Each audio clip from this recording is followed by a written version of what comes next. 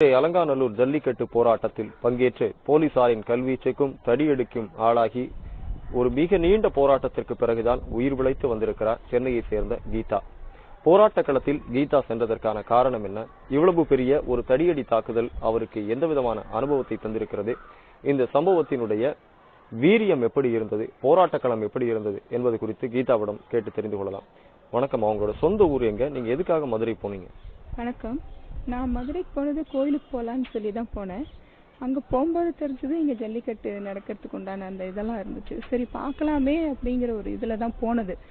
அங்கே போனதுக்கு அப்புறம் தான் தெரிஞ்சது இந்த மாதிரி விஷயங்கள் போராட்டங்கள்லாம் நடக்குது அப்படின்னு. அப்போது எனக்கும் அது அங்கே அங்கே பேசுறது அதெல்லாம் கேட்கும்போது எனக்கும் கொஞ்சம் அந்த ஒரு மனசுக்குள்ளே இருந்த அந்த வீரியம், கொஞ்சம் தமிழ் அப்படிங்கிற ஒரு உணர்வு ஏற்பட்டு சரி நம்மளும் கலந்துக்கலாம் அப்படின்னு சொல்லி தான் கலந்துக்கிட்டேன். கலந்துகிட்டதுக்கு அப்புறமா அந்த சம்பவம் எத்தனை நாளா நீங்க அந்த போராட்ட களத்துல இருந்தீங்க? திடீர்னு அந்த கல்வீச்சும் அந்த போலீஸ் தடியடியும் பார்த்தப்போ எப்படி இருந்தது? இருந்தது முதல் நாள் இருந்து 8 நாளா அங்கதான் இருந்துட்டு இருக்கேன். 8வது நாள் என்ன சொல்றதுன்னு எனக்கு தெரியல. அது அந்த நிகழ்வு நினைக்கும் போதே எனக்கு மனசு ரொம்ப கஷ்டமா இருக்கு. நம்ம நாடு தானா இது, இல்ல ஒரு வேற ஸ்ரீலங்காவை பாக்குற மாதிரி இருந்துச்சு அந்த இடம் பார்க்கும்போது. போலீஸ் ஏன் இந்த மாதிரி பண்றாங்கன்றது எனக்கு தெரியல. அங்க ஒண்ணுமே நடக்கல. எதுக்கு இந்த மாதிரி சுத்தி போலீஸுங்க சூழ்ந்துக்கிட்டு பெண்களையும் வயசானவங்களெல்லாம் அடிக்க, குழந்தைங்க, ஒரு கர்ப்பிணி பொண்ணு, ஒரு 8 மாச குழந்தைய வச்சுட்டு நிக்கிறா ஒரு பொண்ணு. ஏமா அப்படிங்கிற, என் பிள்ளையும் போராடணும்க்கா அப்படின்னு சொல்லி பெருமையா சொல்லும்போது எனக்கும் பெருமையா தான் இருந்துச்சு அது கேட்கறதுக்கு. பட் ஏன் போலீஸுங்களும் நம்ம ஊர் தானே, அவங்களும் தமிழர்கள் தானே, அவங்களுக்கும் இந்த உணர்வு இருக்கும் தானே, ஏன் திடீர்னு அந்த மாதிரி பண்ணாங்கன்றது எனக்கு தெரியல. என்னால் எனக்கு அதை ஏற்றுக்கவே முடியல. அந்த காட்சிகள்லாம் பார்க்கும்போதே நம்ம தமிழ்நாடா அப்படிங்கிற மாதிரி ஒரு எனக்கு சொல்ல தெரியல. எனக்கு ரொம்ப கஷ்டமா இருக்கு அதெல்லாம் நினைக்கும் போது. போலீசார் உங்களை எப்படியெல்லாம் அடிச்சாங்க, துன்புறுத்தினாங்க? உங்களோட சேர்ந்து எவ்வளவு பெண்கள் இதில் பாதிக்கப்பட்டாங்க? பெண்கள் பார்க்கும்போது என்னை சுற்றி ஒரு 4-5 பெண்கள் இருந்தாங்க. சுற்றி நின்றுட்டாங்க. எங்களால் வெளியே போக முடியல. லத்தில அடிச்சாங்க, கல்லுலயும் அடிச்சாங்க, கல்லும் தூக்கி எறிஞ்சாங்க. என்ன பண்றதுன்னு தெரியாம ரொம்ப ஒரு மயக்க நிலையில ஒரு அடி விழுந்த உடனே பெண்கள், அந்த அடிலாம் நாங்க தாங்க முடியுமா? பெண்கள் நாங்க மென்மையானவங்க. போலீஸோட அடி தாங்குற அளவுக்குலாம் நாங்க வலுவானோம். மனதுல உறுதிங்கிறது பெண்களுக்கு அதிகம், அது தெரிஞ்ச விஷயம். ஆனாலும் போலீஸ் அடியெல்லாம் தாங்குற அளவுக்குலாம் எங்களுக்கு உடல்ல வலு இல்லை. அது ஒரு அடி விழுந்த உடனே கொஞ்சம் ஒரு மாதிரி இருந்தது. அதுவும் இல்லாத கல்ல வேற அடிச்சது.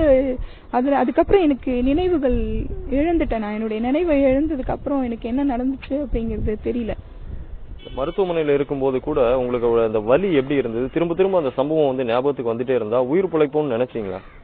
ஆக்சுவலி நான் செத்துட்டேன்னு தான் நான் நினைச்சேன்.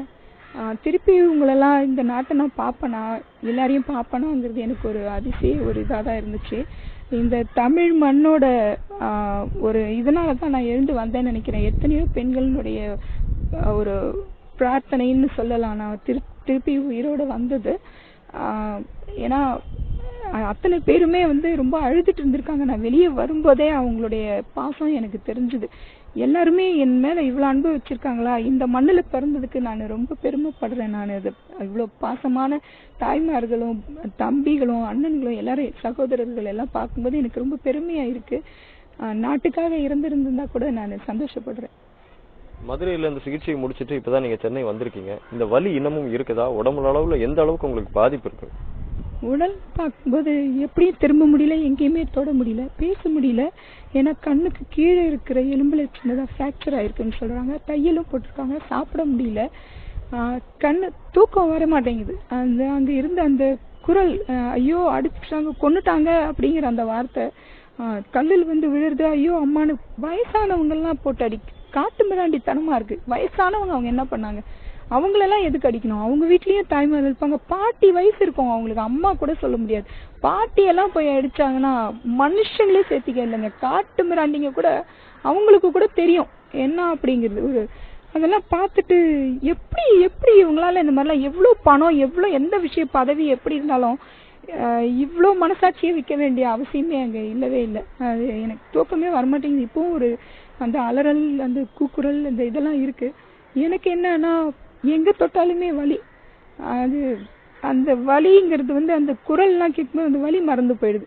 ஐயோ இப்படிலாம் நடந்துருச்சே அப்படிங்கிற அந்த ஃபீலிங் தான் ரொம்ப ஜாஸ்தியா இருக்கு. இனி இந்த மாதிரிலாம் நடக்கக்கூடாது அப்படின்னு ஒரு மனசுல ஒரு இது இருக்கு.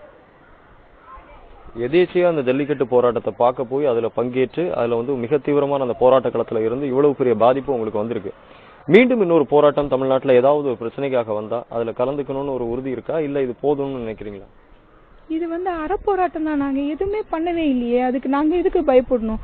பயப்பட வேண்டியதோ வெக்கப்பட வேண்டியதோ யார் இதை பண்ணாங்களோ அதுக்கு தான். நாங்க எந்த தப்பும் பண்ணல. அறமா எந்த ஒரு பிரச்சனையும் பண்ணாம அமைதியா உட்காந்துதான் பண்ணோம். அது தப்பு அப்படின்னு இன்னைக்கு வரைக்கும் எந்த சமுதாயத்திலயும் சொல்லல, எந்த நாட்டிலையும் சொல்லல. அது தப்புன்னு யாராவது ஒருத்தர் சொல்லட்டும், நாங்க பயப்படுவோம். இது எங்களை பயமுறுத்துறதுக்காகவே பண்ணுது. இதுதான் நான் நினைக்கிறேன். அது அந்த மாதிரி எல்லாம் பயப்படுறதுக்கு ஒண்ணும் இது இல்ல. ஏன்னா இது அறமா பண்ண விஷயம். நீங்க திருமணம் ஆனவரா? உங்க வீட்டுல இதுக்கு உங்க குடும்ப உறுப்பினர்கள் எந்த அளவுக்கு அதை ஆதரிக்கிறாங்களா, எப்படி, அது என்ன சொல்றாங்க? குடும்பம்னு பார்க்கும்போது நான் தனியா தான் இருக்கேன், எனக்கு யாரும் கிடையாது. அதனால எனக்கு அதை பத்தி எந்த பிரச்சனையும் இல்ல. என்னுடைய இஷ்டம் தான், நான் என்ன பண்றேனோ அதுதான். உங்களுடைய சொந்த ஊர் எங்க? சொந்த ஊர் சென்னை தான். சென்னையில தான். ஆமா.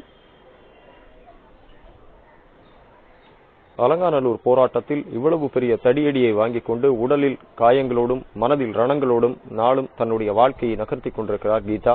தமிழகத்தில் அடுத்தடுத்த அறப்போராட்டங்கள் எதுவாக இருந்தாலும் அதில் தன்னை முன்னிலைப்படுத்துவதற்கும் கீதா தயாராக இருக்கிறார். எனவே எந்த அடக்குமுறைக்கும் இந்த கீதா அஞ்சப் போவதில்லை என்பதைத்தான் அவரது வார்த்தைகள் தெளிவாக நமக்கு